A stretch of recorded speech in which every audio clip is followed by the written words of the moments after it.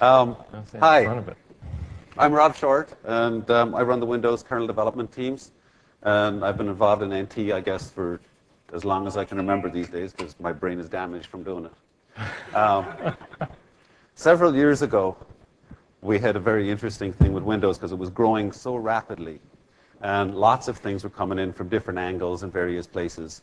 And I was asked if we could find a way to control the Windows architecture and particularly figure out how you can actually continue to innovate very, very rapidly and yet take control of the architecture in a way that we can have a reliable, stable system that also can change very, very rapidly.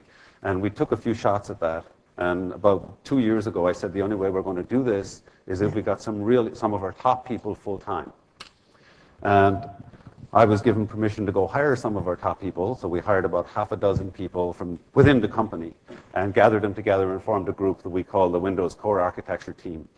And what we've been doing is working with the broader architecture teams across Windows to deal with the most sort of gnarly, tough problems that are really across the division. We really don't concern ourselves with the innards of things in terms of the architecture. We concern ourselves with how the whole thing goes together, how the pieces fit together, and how you can change things without breaking the rest of the system.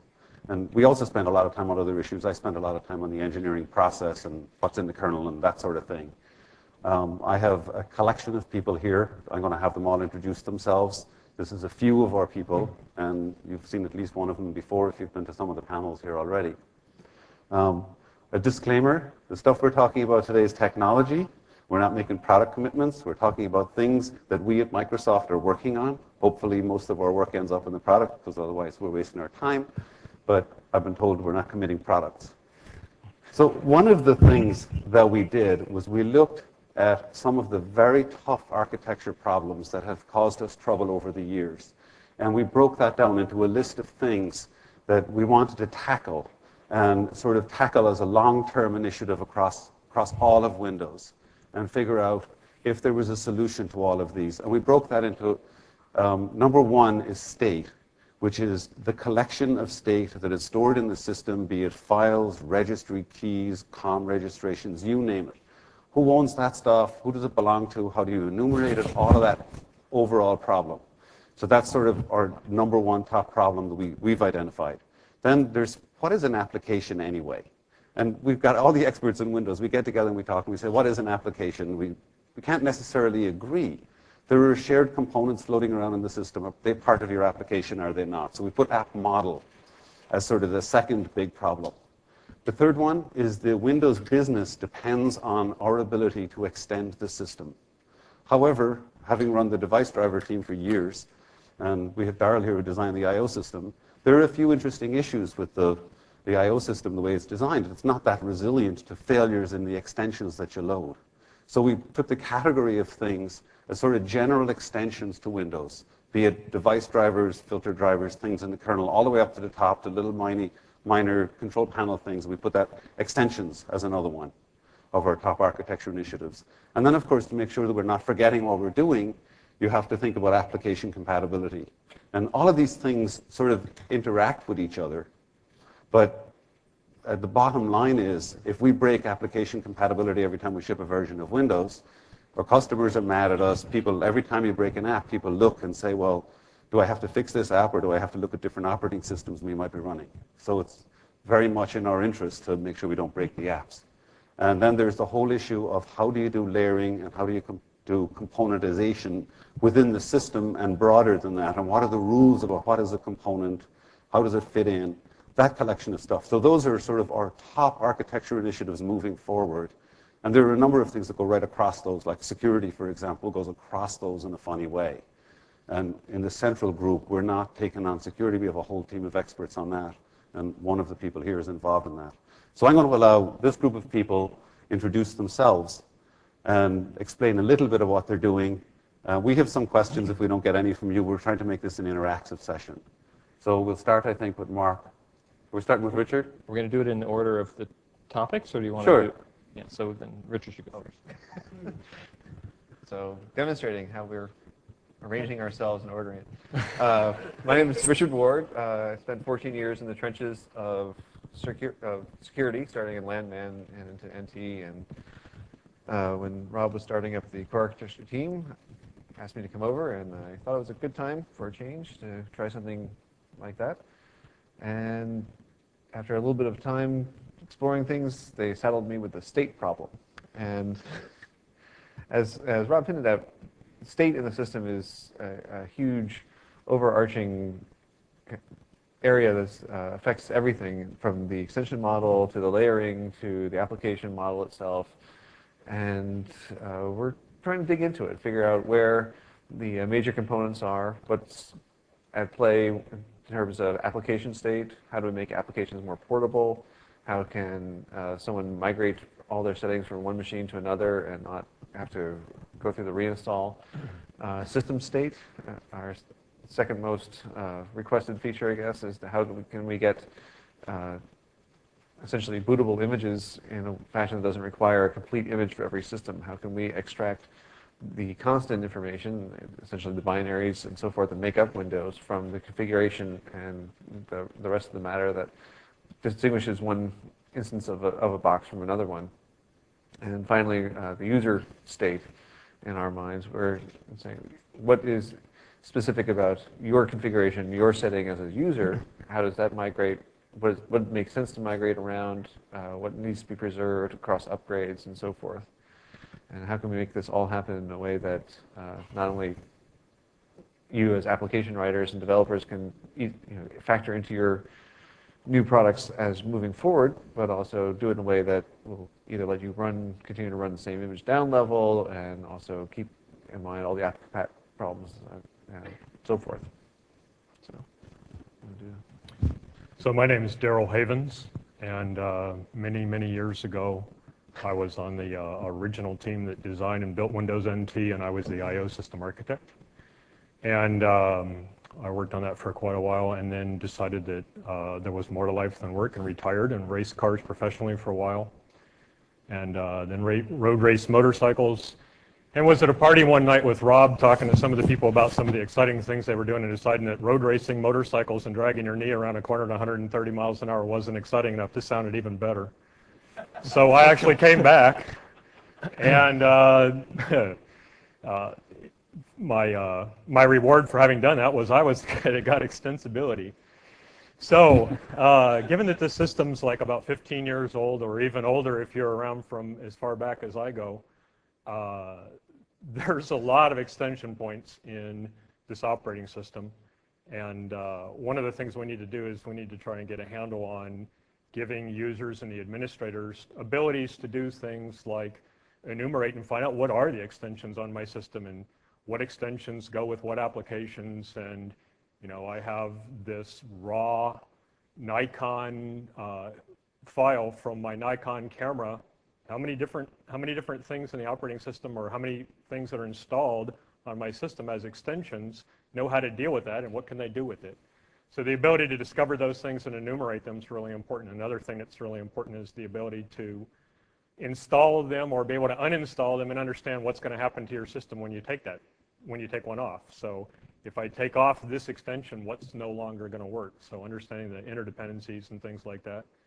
And another part of this effort is to attempt to isolate extensions in the system, whether they're kernel device drivers or services or a shell extension or some kind of add-on or plug-in to Photoshop. How do you add an extension to the system in a way that it doesn't A, crash the system, or B, crash the application, so that the system and applications are resilient to failures in third-party plugins or plugins from the application itself, and also not open up more security holes.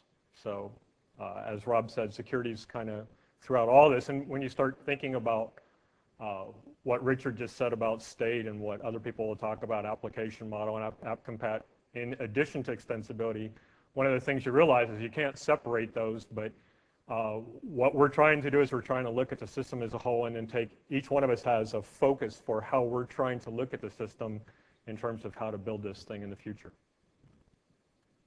Who's going to do app on? You are. Wonderful. Okay.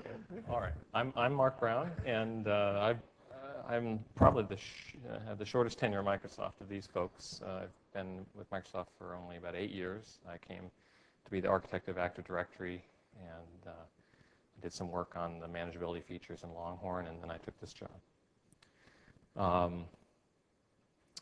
So application model is a very broad term that I prefer to split into really two distinct pieces. One is all the issues around installation and uninstallation and configuration of apps.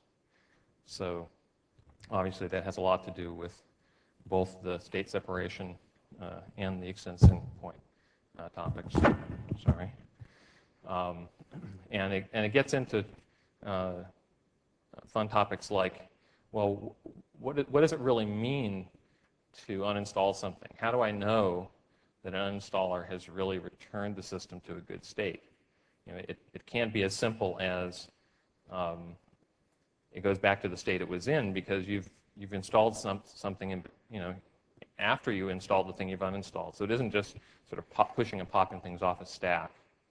And yet we don't really today have any formal way of saying, you know, what invariance something establishes when it installs and what invariance it wants to maintain after it's installed, no matter what else comes on the system. So it's that kind of formality that we need to even make sense out of uninstalled, let alone make it into something that's reliable and repeatable. The other part of the app model that I think is separable is the one that relates to the running application and how you associate that back with the thing that's been installed, so that when you're troubleshooting the system or just you're having some bit of the user experience where maybe something's gone wrong and you want to explain to the user what's going on, well, you know, how do you relate that back to something that the user did once upon a time? And that gets into questions of how you isolate things. It gets into questions of how do you formalize the fact that some applications are really sort of hosted by the operating system. Other applications are hosted by things like Internet Explorer or other IIS or other parts of the system. So that's app model. But we also have to talk about, so I'm going to do layering and I'm going to do app compat. Wonderful. Okay.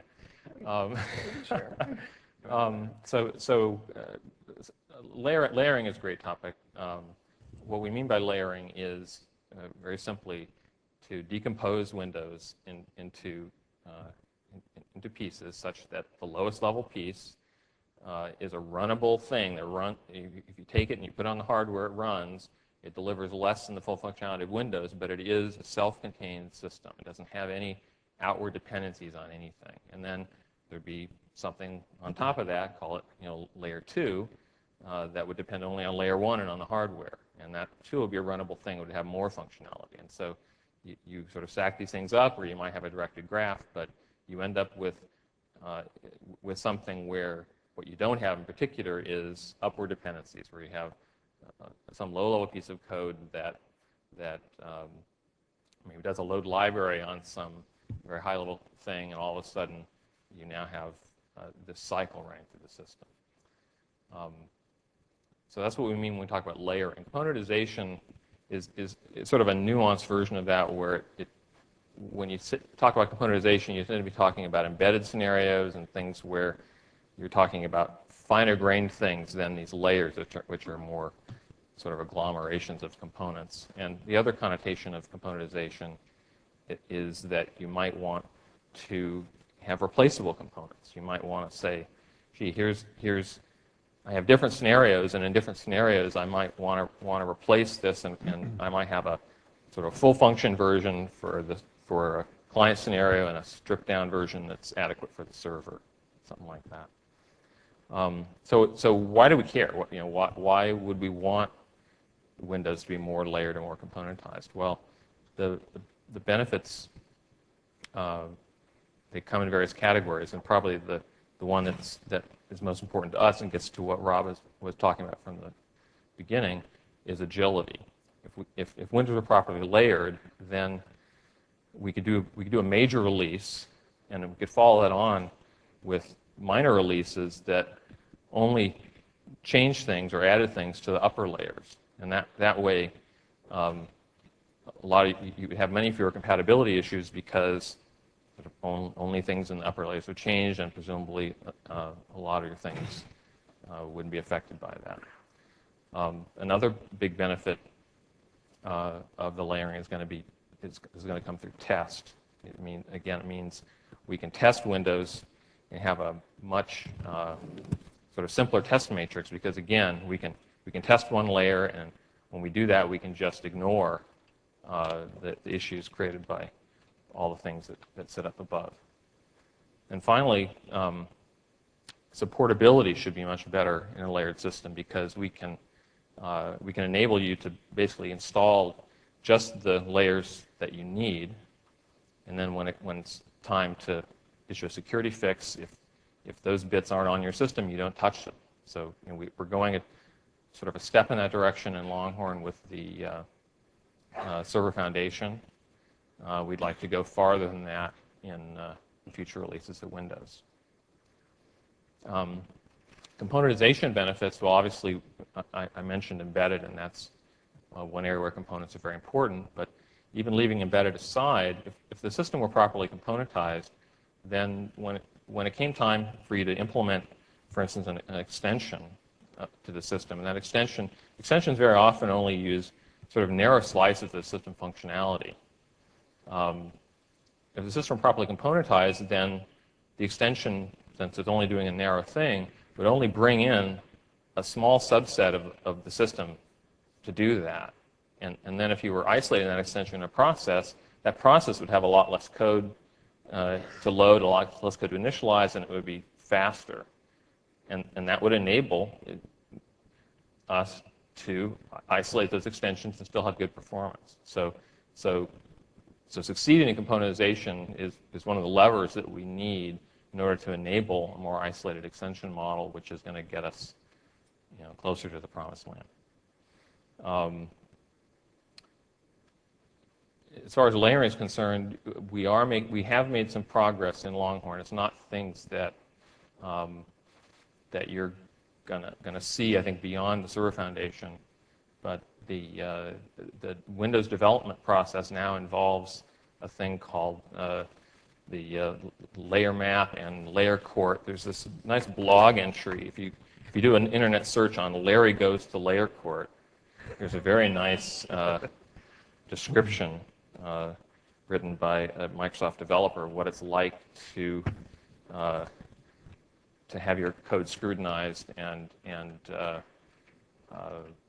have to either get an exemption or play by the rules and not create a layer violation.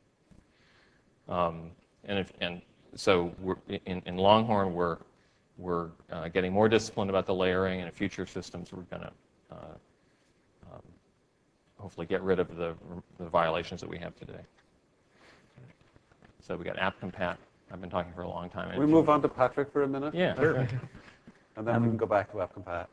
I'm Patrick Dussud. I am the lead architect for the .NET Common Language Runtime. I've been at Microsoft for about 12 years, and I've been working on language runtime for all of that time, in VBA runtime and Java runtime and the CLR runtime.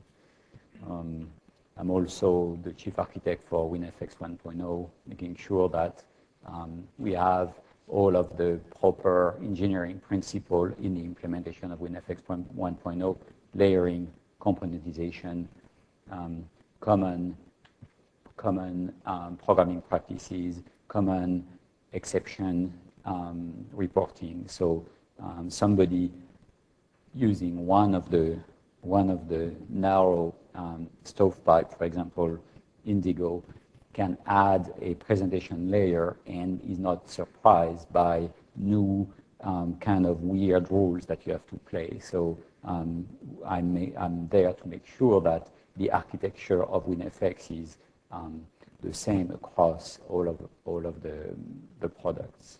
I'm also helping, and I've been helping the OS team on across all of these initiatives when there is a tie-in to the CLR and managed code. So what does it mean for to write an extension in managed code, or why shouldn't we write some extensions in managed code? What does it mean for some OS component to be written in managed code? What does that mean for a component written in managed code to be serviced, to be installed? All of those issues I'm working with those folks. So before we continue, we wanted to make this thing interactive, so I was wondering if one of you guys that's running this place could have a microphone up here that people could come up and ask questions. There's two Would of that be them. possible? Okay, great. So app compat. Okay. App compat, one of the hot issues usually if you talk to anybody who's a developer. Okay, so app compat is probably the biggest boundary condition that we have on architectural development, right? We want to move the system forward, and that's not just cramming features in, as you just heard. It's making fundamental improvements to the system, and but it's sort of a fact of life. The more stuff that you change beneath some application, the greater the chance is that something breaks. And and again, it isn't always gratuitous. I think a really good example of that is the user account protection feature that's in Windows Vista. That's a feature that's designed to enable people, even if they have administrative privileges, to run without those privileges enabled most of the time. And that's really going to make a big improvement in the overall experience of security in the system. Well, there were a lot of programs written in the past that just kind of assumed that they had administrative privilege because that's the way most users set up their system. It's a single user system. Why not just be fully enabled? So that's the sort of thing you have to deal with, and the real question is, how do you do it? Well, if you went to session Fun 406, Steve Hiskey explained that, and for those of you who didn't, go watch the video. It's a really important topic, but that's, for me, that's like a poster child of where, we're changing the system, we're making things better, things are going to break, and we have to figure out, well, how do we mitigate as much of that as we can, and then the things we can't, we just kind of deal with. So when you think about it in that context, there really are sort of three basic approaches to getting app compat that involve sort of different takes on the whole side-by-side theme. The first way of doing it is with virtual machines, right? So if we break your app in system N, well, take it and run it on system N-1 in a virtual machine. Now that has a number of unattractive properties. Its attractive property is, boy, it's really likely to work, right? I mean, that virtual machine it is based on emulating really simple low-level interfaces. Your app probably isn't sensitive to any of the changes that are going to be seen down there. So it's really going to work. But the problem is, first, it gives you another system to manage, right? And until we make some fundamental improvements in how, to make it really a lot easier to manage an instance of Windows, then adding another instance of Windows for you to manage is not going to be good. The second drawback is that there's going to be, it really is a separate system from the user's perspective to some extent. And there are things we can do to make it look more like it's really one system, but there are limits to that, and the user's going to trip over it. And the question is, how far do you want to push that, and when you stop? And of course, also the more you push that boundary, the greater your chances of an app compat break, because you are sort of fiddling with the behavior of that system every time you do that. Anyway, so that's sort of category one. That's really the big hammer. The second way to approach app compat is really analogous to the way that you do it in your .NET framework applications. You have a I have a 1.1 app, I have a 2.0 app, they run together fine on the system because they're running side by side. Now, when we talk about layering the system, there's an opportunity as we do that to say that some of these higher level pieces could run side by side. So you could have the bottom layer be very compatible and then take pieces from the older system and run it on the newer system. So you know that's another opportunity, and it's a proven technique, and it's going to solve a certain class of problems. The final technique is really what we do a lot of today, which is shimming. Right? With shimming, you run some executable, and when we're creating that process for you, we notice that it's a certain executable.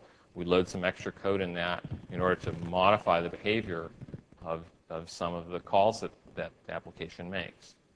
And you can almost sort of squint your eyes and you can say, well, that's actually sort of like the previous case but instead of running the old code, we run the new code and then we sort of put in sort of compensating code to make it behave more like the old code. And that's definitely true in the case of things like, you know, fooling you about what version it is, which is like one of the biggest things that shims do.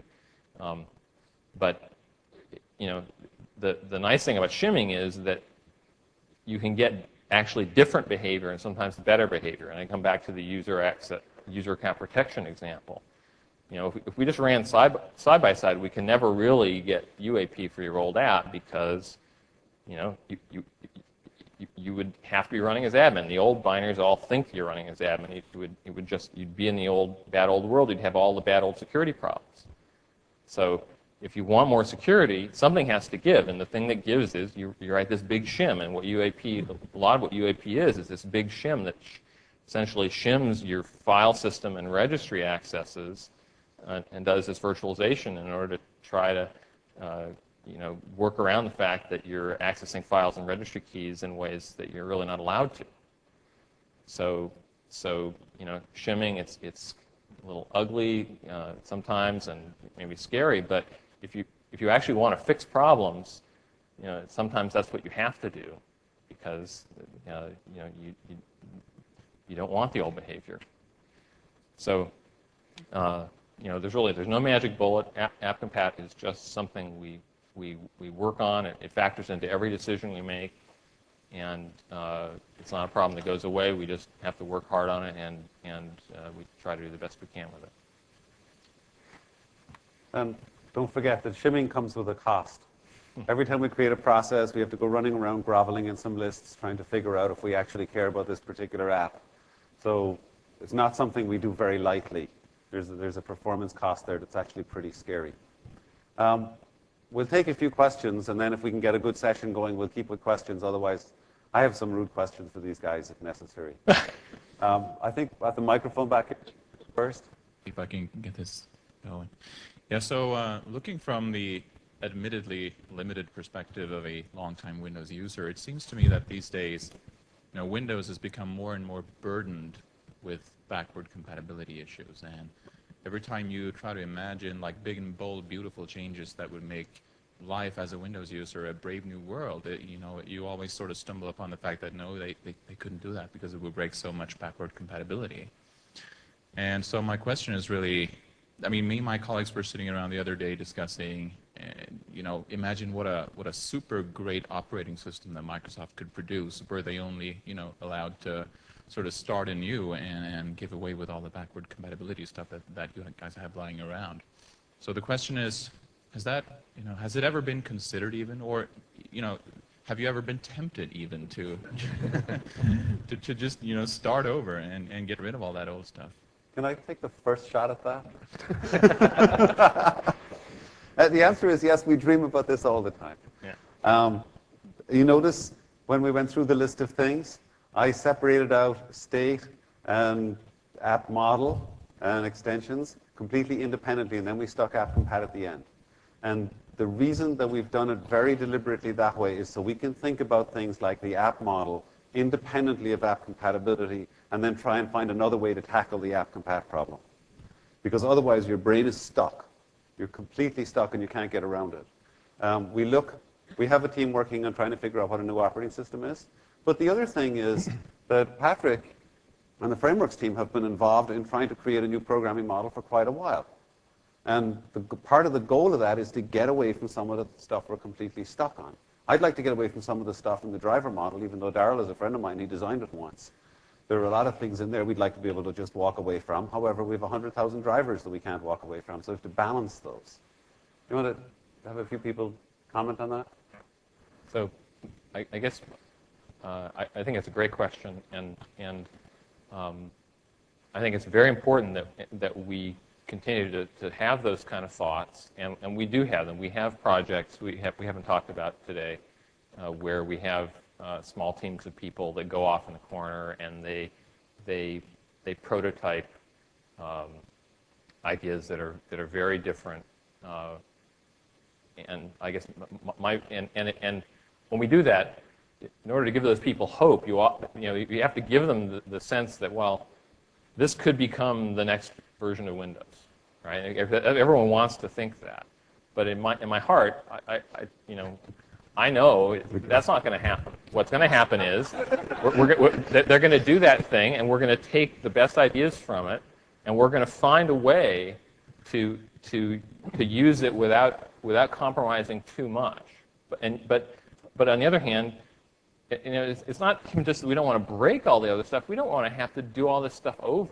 I mean, if you just look at the mass of stuff that's there, you just the investment is huge. You have to bring it along, and yet you want to do things that people are going to look at and say, yeah, this is another way you can do it, and this is the way I want to do my thing from now on.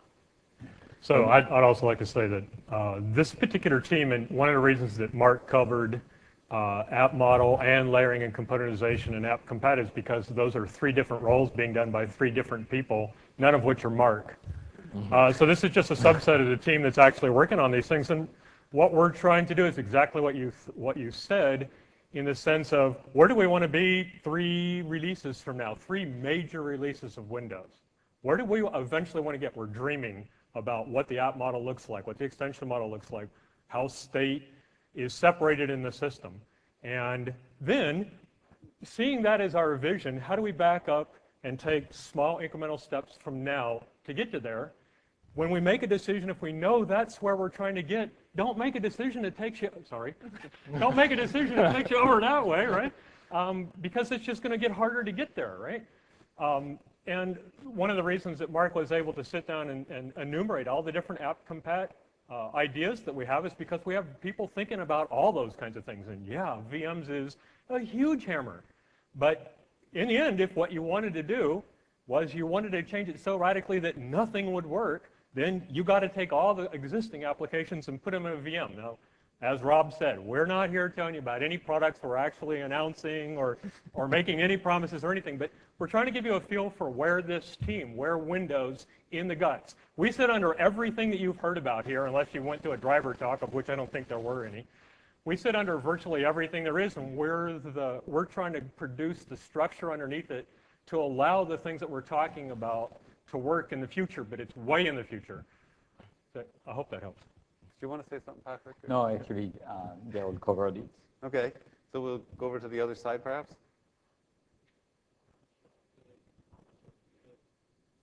Is this mic on? Oh, there you go. How much of the Vista kernel is written in managed code, if any? That's the first question. And another one is, what happens to the Windows message pump in the Vista timeframe and later? So none of the Vista kernel is written in managed code. However, Vista has managed code, and Server 2003 has managed code. We can't install 2003 without having the runtime on there. We take a fairly cautious approach. In particular, we look at, where does C# and managed code brings you the most advantage, right? Where most of the advantage comes from productivity gains, programmers, and they come where you are sitting in fairly high levels. For example, authoring a MMC snap-in is really trivial with WinForm. I mean, the framework that the MMC guys did around WinForm. And we have a lot of MMC plugins that are written in managed code because it's so much simpler. And when you go deeper in the level, so for example, you want to implement a Win32 API, well, Win32 APIs, it's a harsh world. In particular, the Win32 API has to make forward progress in the face of resource constraints and resource failures. And if there is a fatal resource failure, it shouldn't compromise the state of the OS.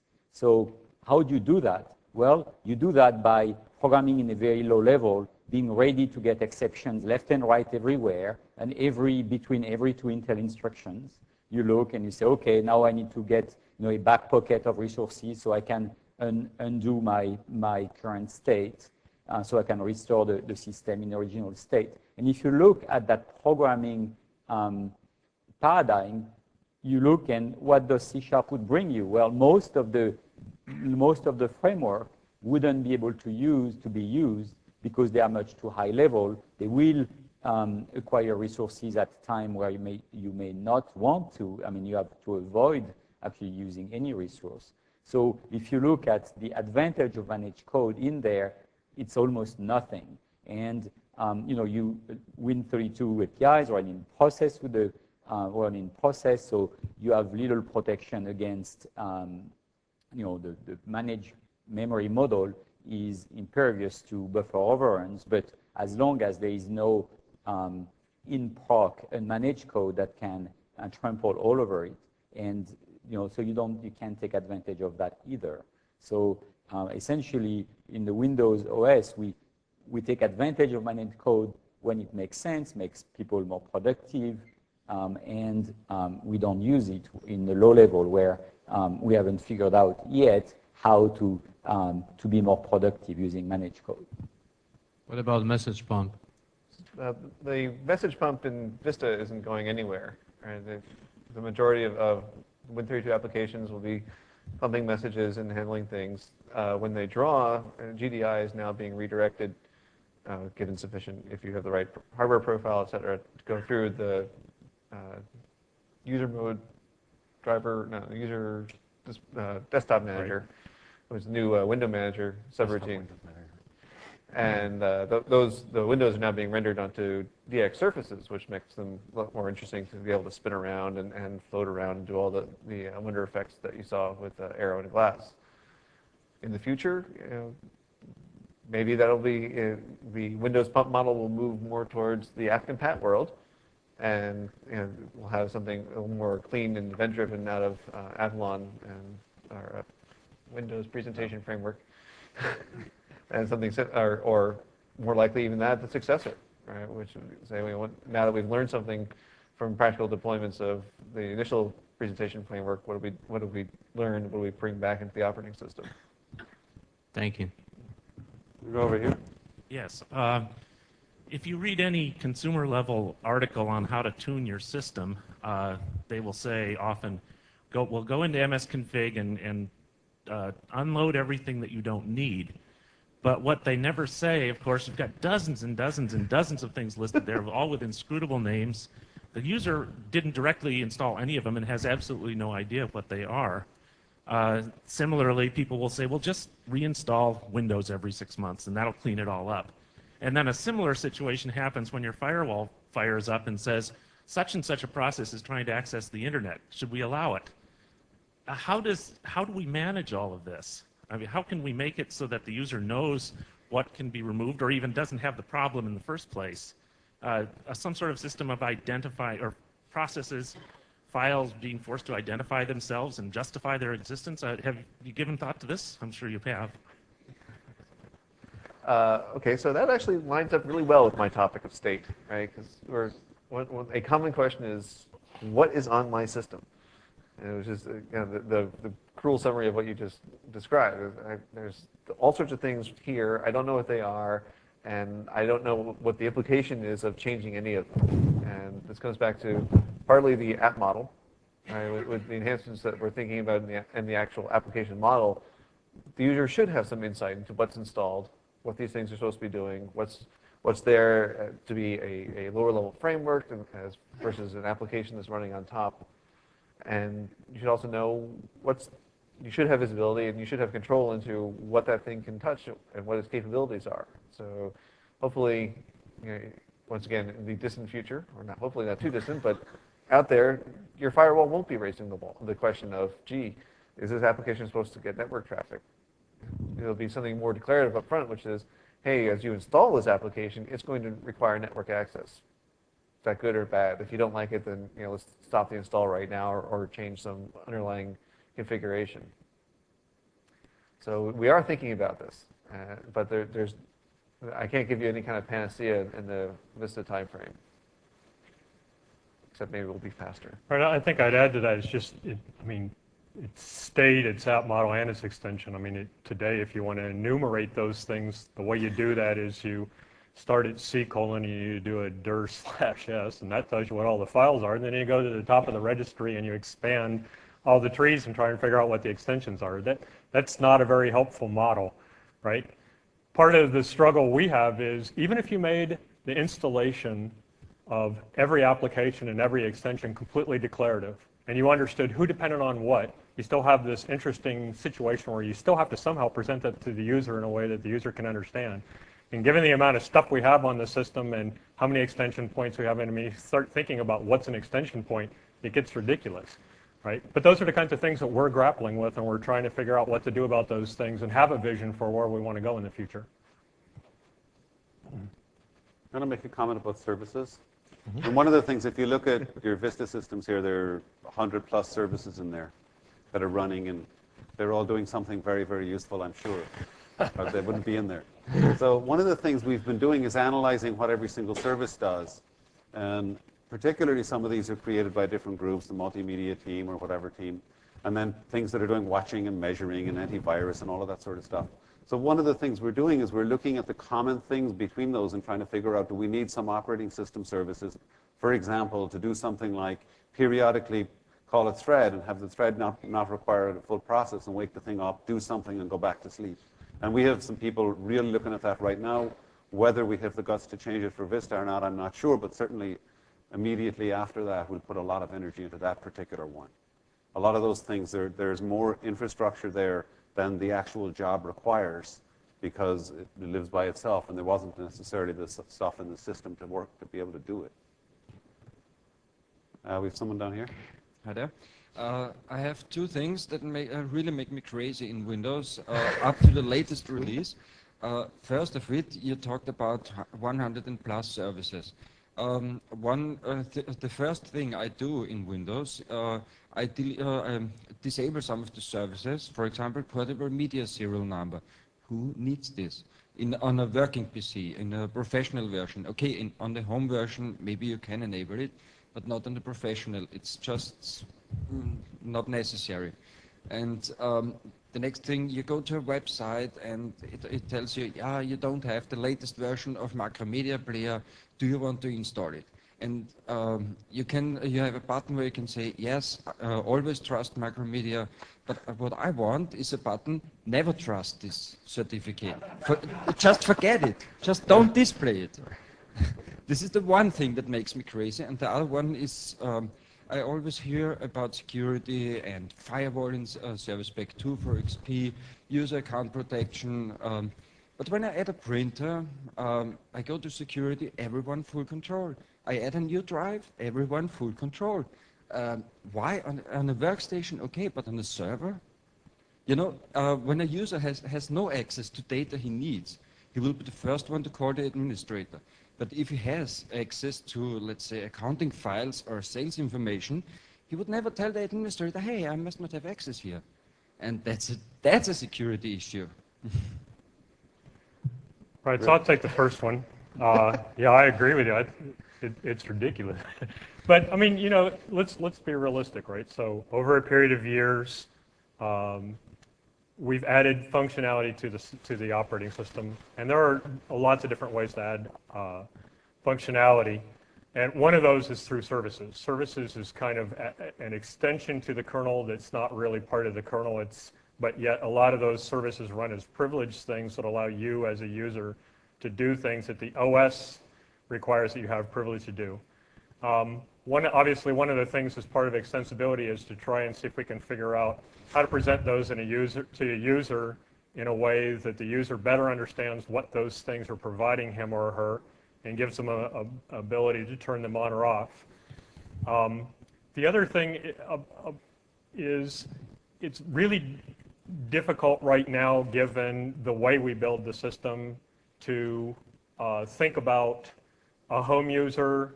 What do you run Pro? Do you run Pro today in your home? I do. Do you run it at work? Some people do. I mean, there are different environments, and I think that getting a handle on where it's appropriate to have some of these services on and some of them off are things that we're part of this initiative is trying to figure that out. Right, and I'd say that there are some ideas that are used on the server today in terms of the role-based configuration that might really apply on the client as well. We just aren't using them yet. So we have tools on the server where you say, oh, this machine does this and this and this, and it goes around and it turns off a bunch of stuff. It locks down ACLs in certain ways, makes those functions work, and a lot of other stuff just stops working. And I think we could take that idea and we could use it on the client as well. But obviously, the level of simplicity you have to achieve to make that a success on the client is an order of magnitude more simple than on the server. On the server, you have an administrator who has at least some level of training, and so we're able to come out with it quicker on the server than the client. But I think that's the direction that would maybe address some of the things you're talking about. Okay, thank you. We go back over here. Patrick inspired this one, so you have only him to blame. Okay. Well, in that case, he'll have to answer the question. Add that to the list. I love the idea of adaptivity in the operating system. So it can kind of watch what I'm doing, and it can figure out, oh, he's doing this again. All right, well, we know we have to prefetch this. I was kind of curious, since this is sort of a daydreamy, looking far out kind of symposia, is there any way to start basing that off even things within an application UI? Not so you trust me, the ISV, but so you kind of begin to build up a history of, oh, it's that button sequence again. Oh, good Lord. Well, let's go clear up some zero-page list or something. Yes. Yeah. The interesting, I'm not sure that we don't do what you're saying. Well, we kind of do and we kind of don't. I mean, it depends on how long ago you hit that as to whether or not, and how much memory you have available and things like that, as to whether Superfetch in Windows Vista will not already do that. So if you have been running a bunch of different applications and been doing a bunch of similar kinds of things, and you go away to lunch and we hibernate your machine or something, when you come back up, we immediately attempt to repopulate the system with the things that you were doing before, because we believe you're going to go right back to those things. And Superfetch will, in Windows Vista, automatically go start populating memory with the things that it believes that you're going to go do. So, and it's a pretty sophisticated algorithm in terms of what it decides you want or don't want. So I'd urge you to go try it and see if you don't think that it's faster. In fact, I'm not sure how those guys turn it off, but I've seen demos where we actually started the system code and ran it, and they have a suite where they bring up a bunch of things and it does a bunch of things, and you can sit there and it shows you how long it took for the thing to work. And then they run it warm, and then they clear everything, they turn on Superfetch, and they rerun the thing, and it's even faster than it was when it was warm. It's absolutely phenomenal. Well, I have great faith in you. I'm confident that it's faster. I'd expect an order of magnitude every major release. I was also thinking about what Patrick had actually mentioned, I believe, was enginning assemblies and realizing DLLs could be rebased. And since I am an unmanaged developer, I'm thinking more about, just what about for the PE binary? Aren't there things that you can, the OS could begin to do on its own? Well, in terms of unmanaged code, we've already, there were some talks at one of the performance tables at least, and certainly, I don't know if they had a talk here or not, that our linkers support, for example, ordering of functions. You can supply a list of functions, and we're recommending that, for example, you can do a quick little profile, find out just by inspection, decide what all your initialization functions are, and batch them all together. And then you'll have much greater locality, and the startup time for your application will go down just with this kind of coarse level of lumping stuff together. Actually, Raymond was talking about that in his talk. And there are other simple tricks like that. You can do some simple profiling to find out what your hot zones are, and you can know to try and keep the code segments together. Should we go and arbitrarily reorder your PE image? That might be a little bit harsh. Well, I don't think you should reorder it, but I think there are tools that since I assume you're all knowing, all wise, no. There are things you could. I'll give you benevolent. You got the wrong room. We'll give you benevolent, but all wise and all knowing, not happening. So we go back over to the other side just for fun. So my question is on the drivers. As a PC user, every time I reinstall my operating system, I have to go out there, go to the website and search for a driver. Now I understand the current Windows update does have a driver update for signed user. And also I heard the Longhorn, the driver architecture is different. But in the PDC, I didn't see any presentation on that. So my question is, what's the direction on the drivers for Windows internal? Okay, let me take that in two parts. The first one is discoverability of devices and where are the drivers for those things, and that's something we're struggling with right now. And I think that for Windows Vista, we're on the road to getting a pretty good story there. Remember that there are, I don't even know how many, I think we have something like 40,000 unique devices or something like that, and something like 180,000 different versions of the drivers that drive those devices. Keeping track of all those, keeping them serviced, and keeping them updated is a major undertaking. Believe me, when I did the I/O system, I had no idea there were going to be anywhere near that many, even unique devices in the first place. In terms of where we're going, Windows Vista takes the first step toward actually a next step in a whole roadmap of changes that we're making in the architecture of the I/O system. And basically what we're doing is we're including a Windows driver framework which can run in kernel mode or in user mode. And there are a number of different reasons to do that. First of all, back when we did the I/O system, you have to remember, actually when we did NT in general, you have to remember what kinds of systems we were running and how much horse pressure they didn't have in comparison to what they have today. In fact, I came back to Microsoft last year after having been retired for 6.5 years. And one of the first things that I did was I worked on glitch-free. I was the kernel architect for that initiative to allow multimedia to play glitch-free. And I started writing some performance tests, and I thought that I had the results off by 2 orders of magnitude.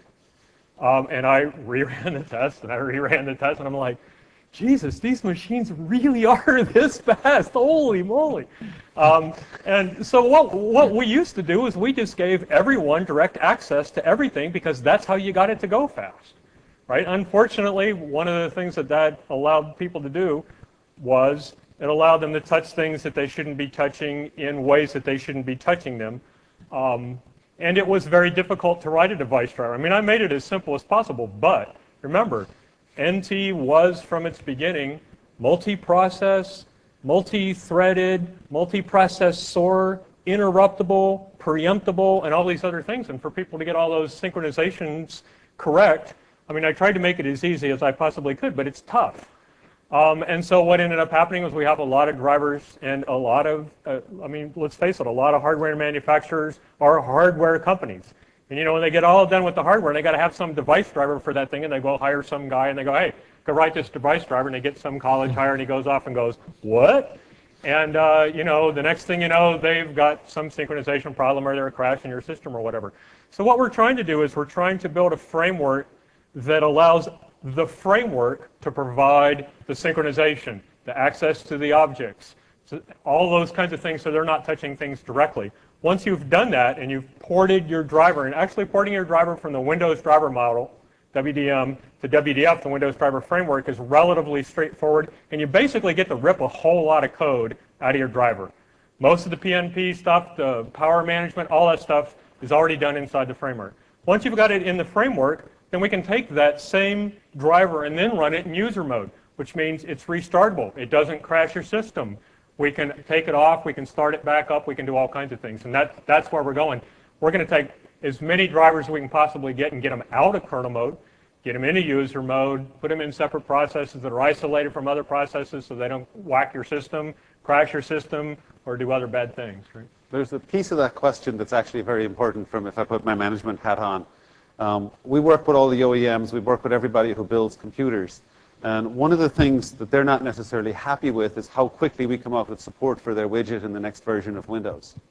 So we've built a bunch of things into the system to allow you to load drivers. You probably don't even know that you have CPU drivers in your machine. You probably don't know that you have chipset drivers. And what those allow happen is new hardware to come out and the system to actually take advantage of the new hardware. And the OEMs load those onto the system. So if you buy a system from your favorite vendor, they actually usually ship you a CD that has all the drivers on it. But we've also done the engineering to make sure that the old stuff will work in a minimal way. You mightn't get the power management features, you mightn't get the optimized bus stuff. So there's a very delicate balance between having the system work on everything and then having the ability for people to customize and move the whole world forward. So that's the sort of tough business problem we've got. Thank you. So the other thing to note is that for that sort of, the conference to go to, if you want to learn more about that kind of topic, is definitely WinHack now, right? So, yeah, that's right. So we go back over to the other side. This is probably looking at a similar question from the other side.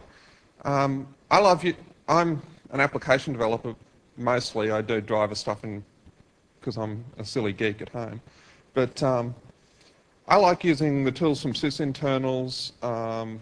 I like, ext2 drivers, for example, that type of thing. And how's Microsoft in the future looking at dealing with these types of arbitrary code in the kernel issues with DRM stuff and rootkits and that type of thing? What's the future direction for that, where the power user wants to run code in the kernel, but the ordinary user shouldn't be allowed to? Right. So this is something that isn't a future thing. It's a right now thing. I don't know how many people are aware that the 64-bit version of the server product called SP1 and the 64-bit version of XP Pro both have a feature in them called Patch Guard. And what Patch Guard does is just this little piece of code that starts up when the system boots, and we kind of send it off into the wild, and it watches your system in kernel, and it watches for people modifying functions, it watches for people modifying tables, it watches for people starting code and then removing all the hooks to allow us to figure out that it's running, et cetera, et cetera, et cetera. And if it ever finds one of those, it bug checks your system.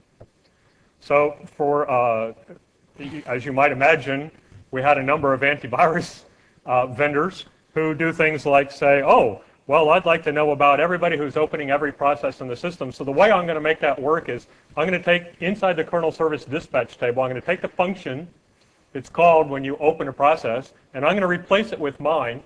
So they're going to call me first, and if I decide that the operating system can then, if I'm going to allow the operating system to do this function, then I'll call that function, right?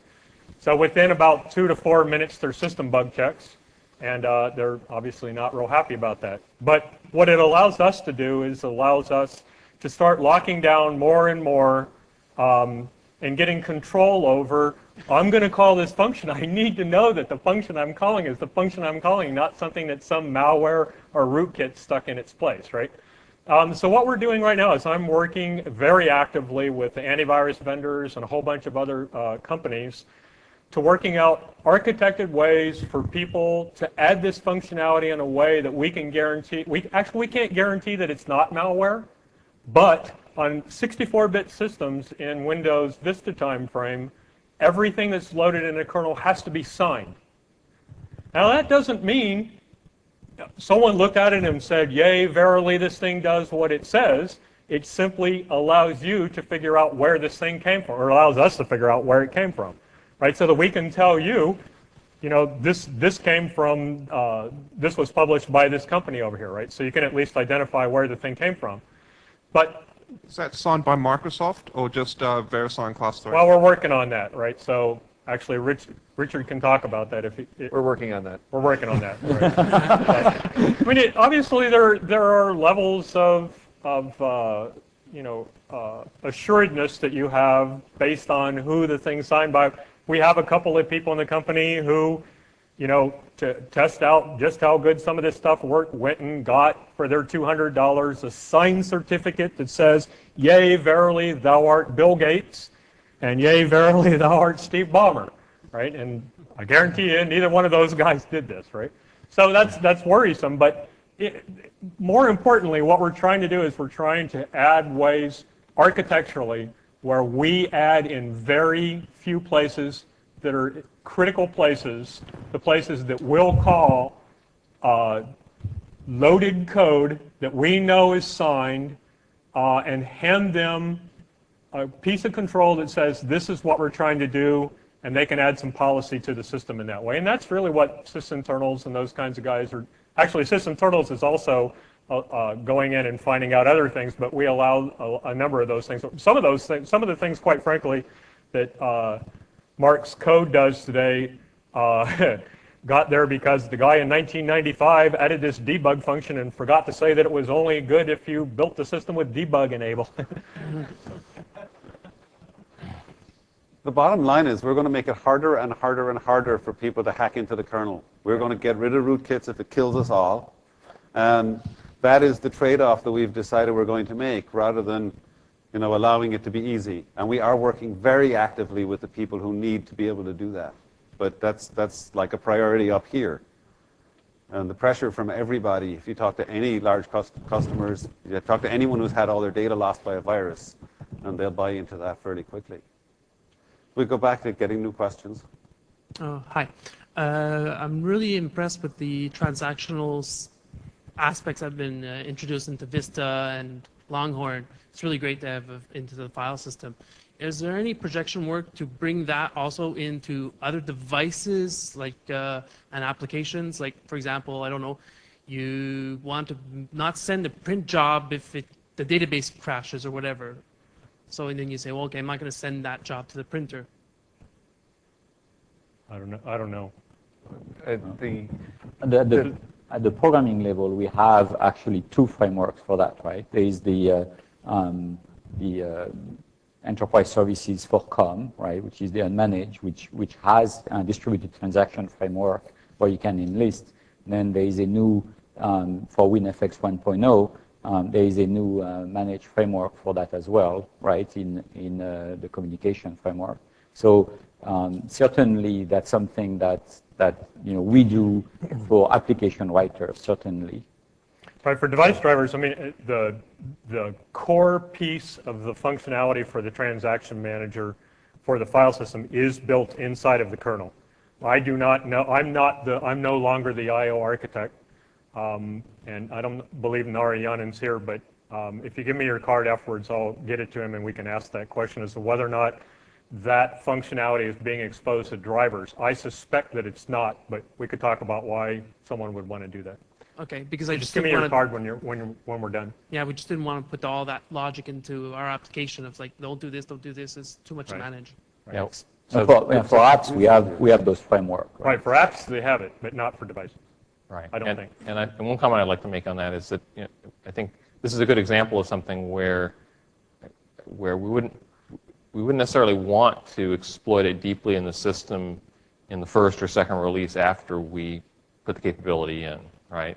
It's something where it starts out being layered in a certain place, and then as it solidifies, we might push it lower in the system and make it more suitable for the kind of things you're talking about. But initially, gosh, we're just really happy if we can expose the capabilities so that folks who are doing databases and files in the same application can have some reasonable way of writing the application. I mean, that's where it starts. Can we go back over here? I was just wondering if you can share your thoughts and views on the future evolution of the system post-Longhorn, especially in the view of some of the things you mentioned about the kernel mode versus user mode drivers and stuff like that. Because over years, the OS went through certain evolution. Like in T351, lots of stuff was in user mode, and GDI was in user mode. And in T4, it was like a big dump, everything goes to kernel. And it did help performance. Right now, I can kind of see that pieces of it are coming back. Milcore is indeed a GDI, but it's in user mode, it's an app. And DWM is the window manager, although it's still a hybrid, but it's in user mode. And now we have this new kid on the block, the virtual machines. And conceivably, you can even create the whole OS around virtual machines, like tons of lightweight VMs. So what are your views on how things might go in a longer run, post-Longhorn? Do you want to do it or me to? Rob, want to start out? Well, there are a lot of different aspects to that. The driver one, if you imagine a continuum where there's the really complicated drivers and the really simple drivers, and you pick a simple driver, like I would get pretty upset that there was somebody writing a USB camera driver wrote a piece of kernel mode code. Like, what's up with that? So, but there are also the people doing the SCSI RAID driver that has 1,000 outstanding IOs, or the high-performance gigabit drivers. Those things are complicated. They're probably living in the kernel. The cost of failures in those things is really, really high, so they're written by experts. And then we migrate from there to the really simple ones, and you could draw sort of a slice and say you're moving more and more and more up to user mode and having a very simple kernel mode service, right? So we'll try and get as much as we possibly can.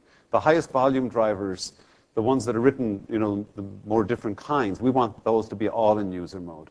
And, you know, the whole GDI and the kernel is a long historical kind of debate of whether it was the right decision or not. It was the right decision at the time. And probably 2 years later, it was the wrong decision, but we weren't 2 years later. There's a lot of evolution that way.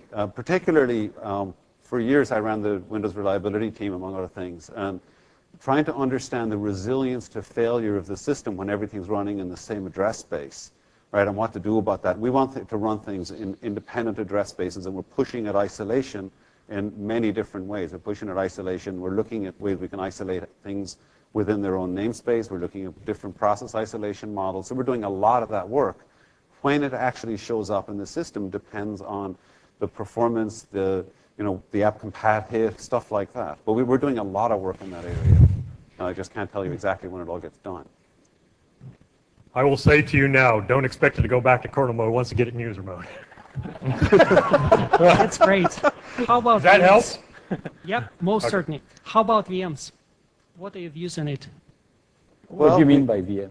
We're shipping them today. Virtual machines. Which one? Technology. Because conceivably, you can do all sorts of things with it. Like, for example, I would not be surprised if one of the future versions of the OS will actually run, let's imagine Longhorn done in a way that only CLR apps are running on Longhorn and the rest is running in some kind of virtual machines that runs WinXP, for example.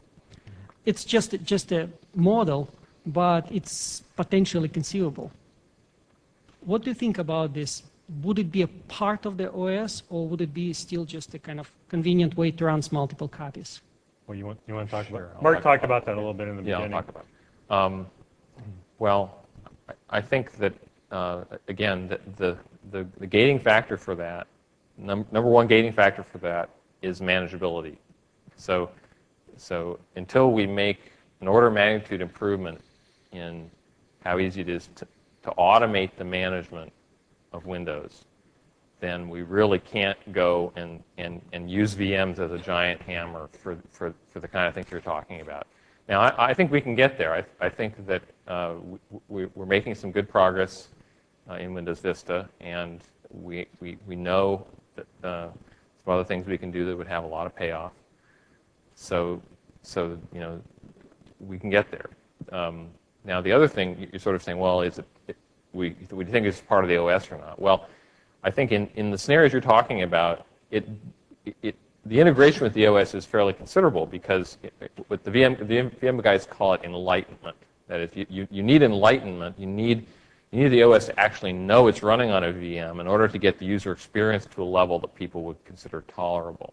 So once you've done that, then yeah, it isn't sort of a pure VM anymore. It isn't just this dumb hypervisor thing with independent operating systems is like you have these little connections. And so our job is to make sure those connections are architected in a way where they don't turn into spaghetti, but we actually, we understand them, they're properly layered. There's good back-off strategies so that if one of the enlightenments actually screws you, you can turn it off, and then you get more compatibility and a little less convenience. We'll go back over here. Yes, I wanted to ask you what your vision was for getting more performance out of multi-core architectures for applications that sit on the client, Patrick. Desktop applications. Good question. That's something that we just started to look at. Certainly, the future roadmap for Intel looks very interesting. And if we are talking about a 2-core on a chip, probably right, the OS right now can take advantage of it. We have no lack of services as we know, and even that they want to be running. Also, some applications are multi-threaded, such as background repaging for Word and background printing. So when we have a small number of cores, we believe that the current programming model does make sense. What we are looking at is how can we exploit hundreds of cores, and that's where we believe we need to do a significant investment in either libraries or more likely a new programming model. So we are looking at that right now. We are just starting. We have an initiative that involves research, tools, the OS, and we are looking at segmenting the applications. Some of them might be fairly easy because they are SIMD kind of applications, like image processing, sound processing, that sort of thing is essentially SIMD. We believe that libraries will be useful for that. And then, what do we do about the general apps? What kind of general framework can we bring to bear? And that's an unanswered question. It's something that we are working on. Thank you. Yeah, so let me just first say real quick in relation to my earlier question that I really believe, and I know this is naive and it's radical, and it's probably because I'll never grow up. But I firmly believe that were you to start over with Windows and get rid of all the backward compatibility stuff, you would actually, your existing customers would not actually be as mad as you might think. Because just looking at my own organization, I know that there would be some investment associated with rewriting stuff that would not necessarily work in the new model. But at the same time, on the other end, we would get a whole computing platform that would be so much better usable and easier to maintain and support and use that I think it would actually pay off. So, I really believe if you build it, we will come. Okay. Okay, we'll build it. Sounds like fun. We'll get killed by the management. Yeah, I was going to say, if you give us our business card, we'll give it to a couple of VPs that anything less than 100% app compat's a disaster. And we'll let them talk to you, and you can convince them for it. Yeah, okay? great. That would be good. Now, so a question. You've all given us a very good outline of where you're trying to go with Windows and what your goal is in terms of layering and componentization and all that. But I was sort of wondering, how happy are you guys with Windows, with Vista and Windows Longhorn, how it is today, judging from those attributes?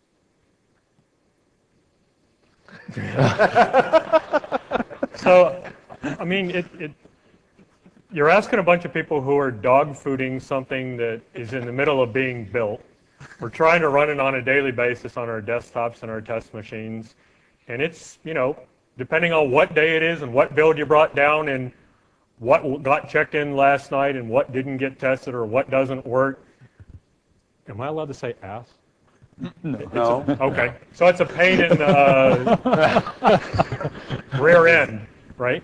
So, but in general, one of the things we're doing is because we're dog fooding, because we're having to live through the experience of UAP internally, and all the things, like low rights IE and all those kinds of things.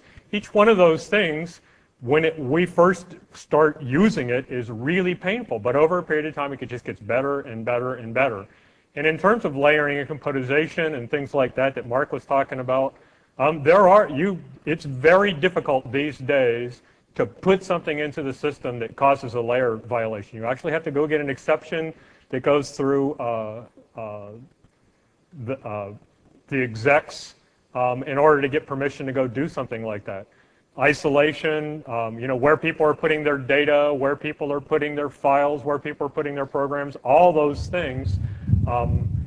There's this logo program that we don't have a lot of details for, but those kinds of things, I mean, in terms of how it's going to work, we don't have a lot of details. In terms of what we can tell you about what some of the things that we know you need to be doing for your applications, not assuming that you have read-write access to C:program files. You don't, right? You don't today, right? It just so happens that most people are running as an administrator, so you can go get away with that, right? And Windows Vista will virtualize that so it looks like the application is doing the right thing.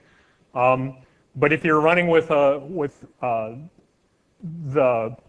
ISV guidelines that we're providing people for where to put those things today, we won't virtualize it, and that's exactly where we want to go. You're drifting off the question. Do you like it or not? Yeah. Yeah. Sorry. Yeah. Sorry. Yeah. So again, my take on it in terms of how do I feel? I feel really good about how much more front-loaded the quality is in the current engineering processes in Windows. So compared to previous releases, there's just a lot more automated tools. There's a lot more executive buy-in to fixing the problems before they occur. That doesn't mean we don't have builds that don't work and problems like that. That we always have those. But I'm pretty optimistic that the quality is going to come up rapidly because so many issues have been dealt with ahead of time. Great, thank you. Anyone else? We'll go back over here. You've mentioned manageability a couple of times. Can you talk about where you're going with that and what tie-ins to DSI are being pursued at this point? Golly, where we're going with it. Let's see.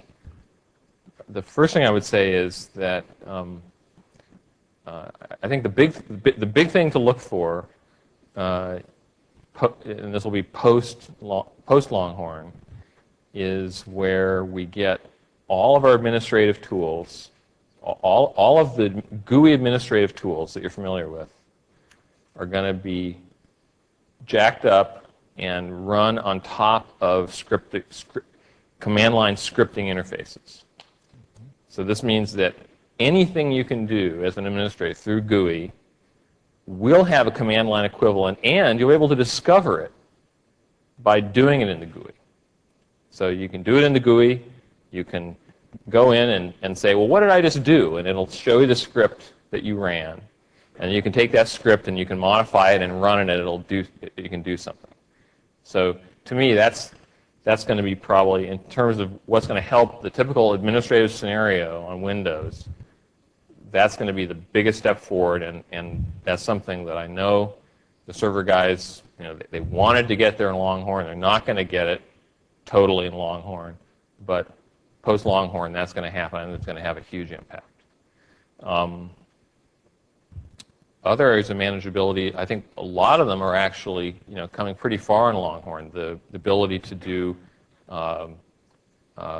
shipping of event, have built-in ability to remote event logs, right? I think that's something that everyone's been dying for. You're going to have that. You have a web services protocol for executing command line scripts on remote systems. So to the extent that you can discover what commands are available to do the management, you can now do remote management that way, and you can stop having to have remote registry turned on and that kind of stuff, which I think most people would like to have turned off.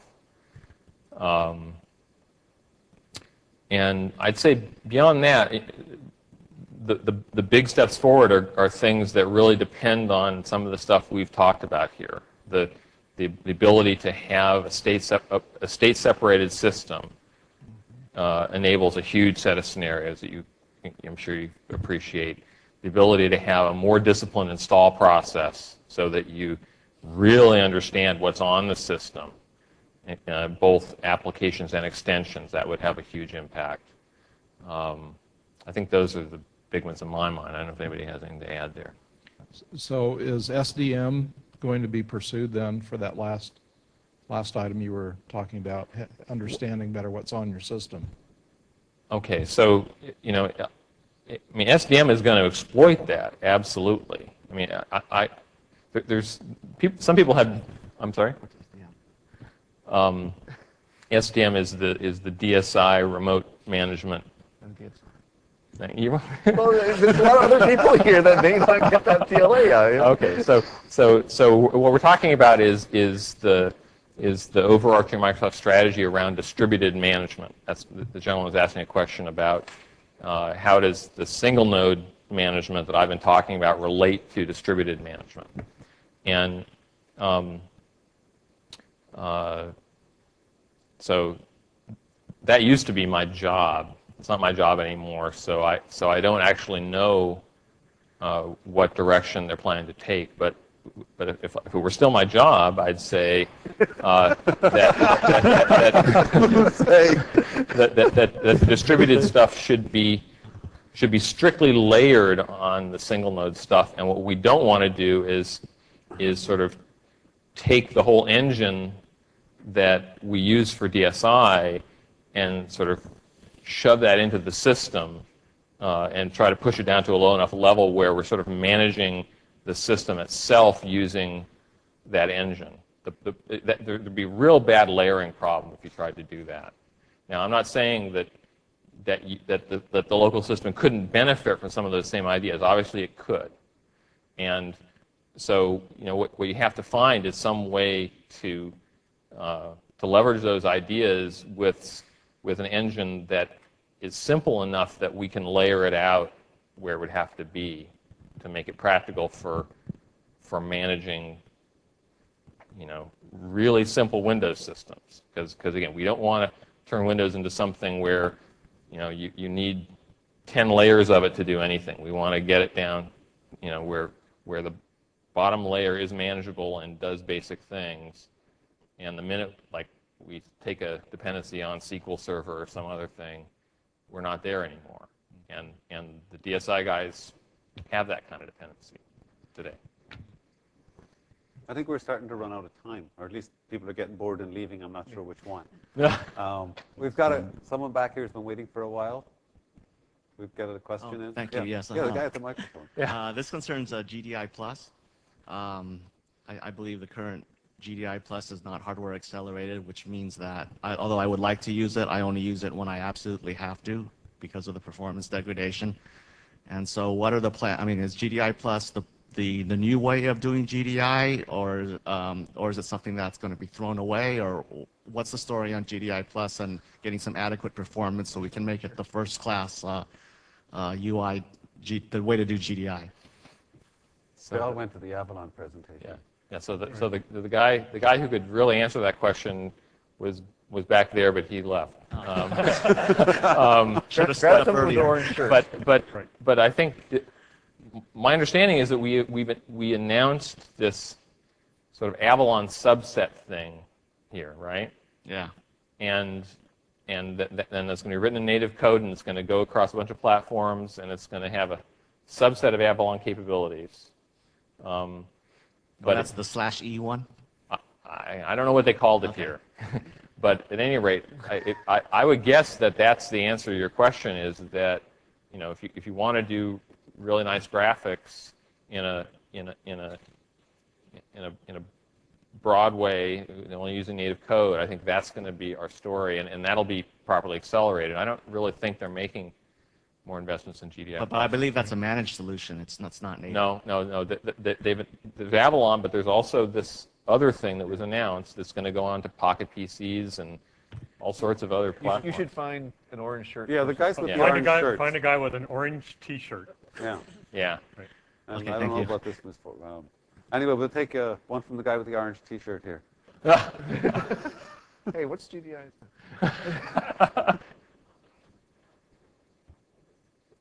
A mic problem. He was asking a question problem? about 64-bit systems.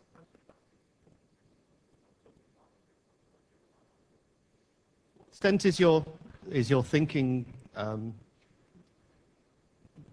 conditioned by the kind of hardware environments that you're likely to be running in the time frames that you're considering, at 5, 7, 8 years? I'm thinking in particular of maybe more than 32 CPUs, huge memory configurations, other kinds of things. What are you thinking about in those areas? I think, well, I don't know. I mean, I think Rob should talk about this because Rob owns the kernel group. But from an architectural point of view, we obviously look at those things. Having 64 bits of address space, we know everything's going multi-core, all those kinds of things. We are looking very, very hard at where the hardware is going.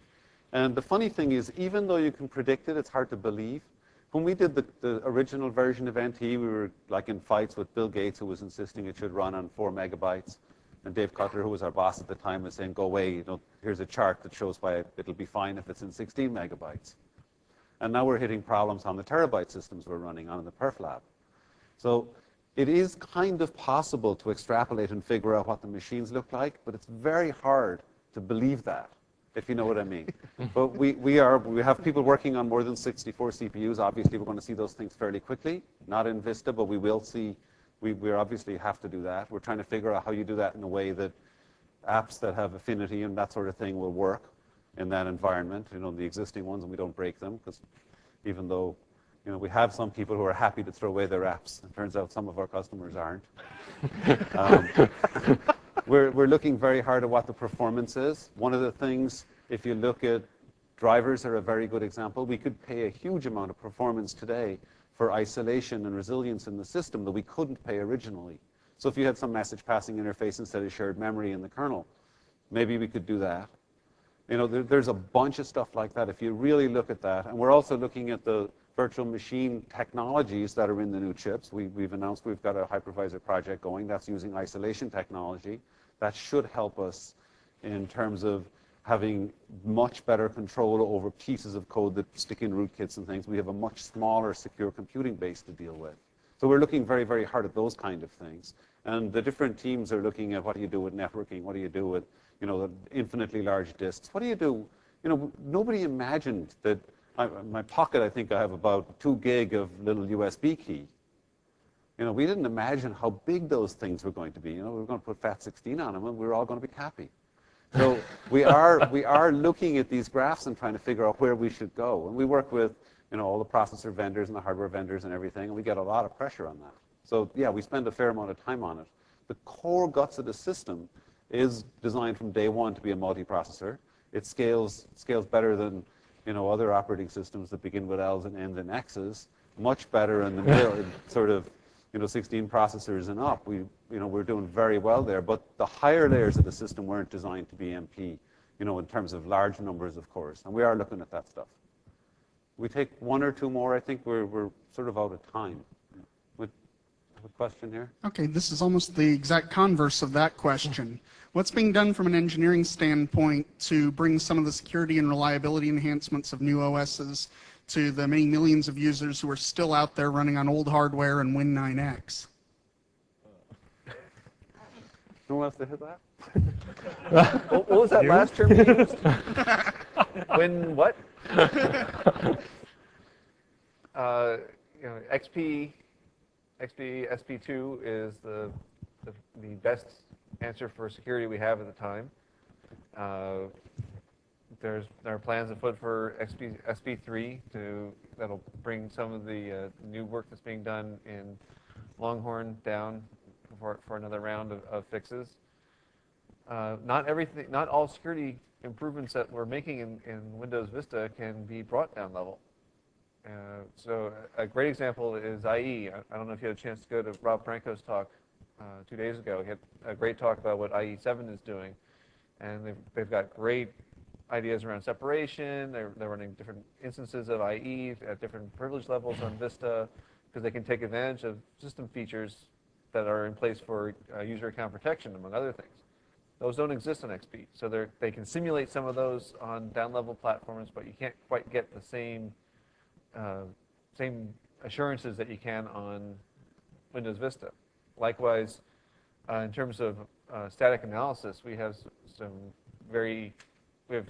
cool tools like Prefast, which is now part of the DDK driver kits, and we have some other internal tools for doing larger scale static analysis and simulations.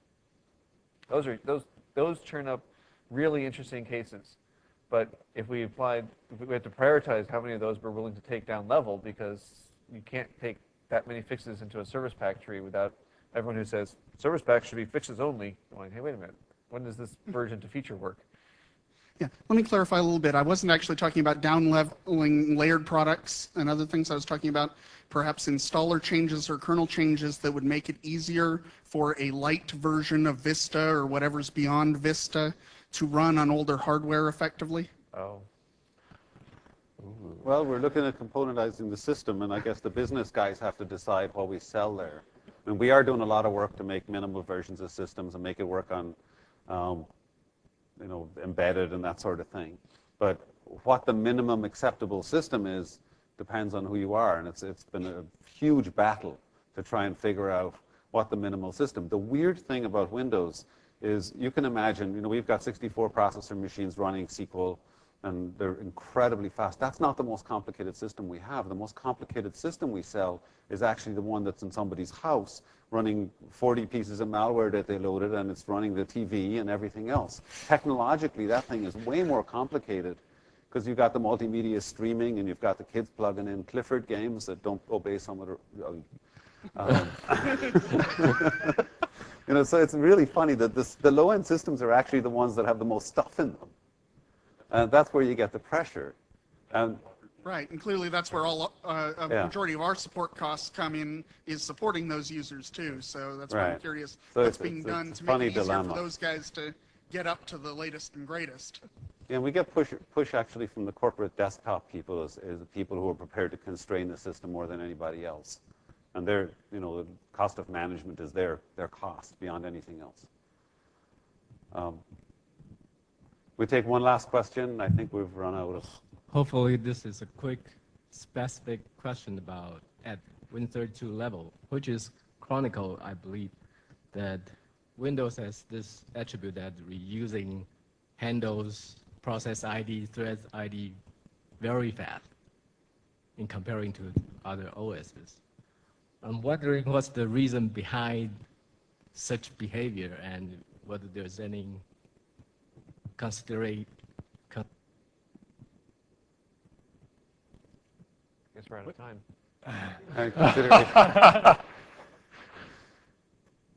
Is that yours, Richard? Or? Well, it sounds the question was incomplete, I guess, from that microphone. But we recycle thread IDs, process IDs, and handle values more aggressively than other operating systems, probably those that begin with L and end in X. And is this a good thing? And well, we won't recycle things until they're all references have been cleared. So anyone who's relying on them existing outside of valid reference points seems to be operating in an unsafe condition anyway. It's kind of like, how many times do you get to poke memory after you free it? Could you turn on his mic again?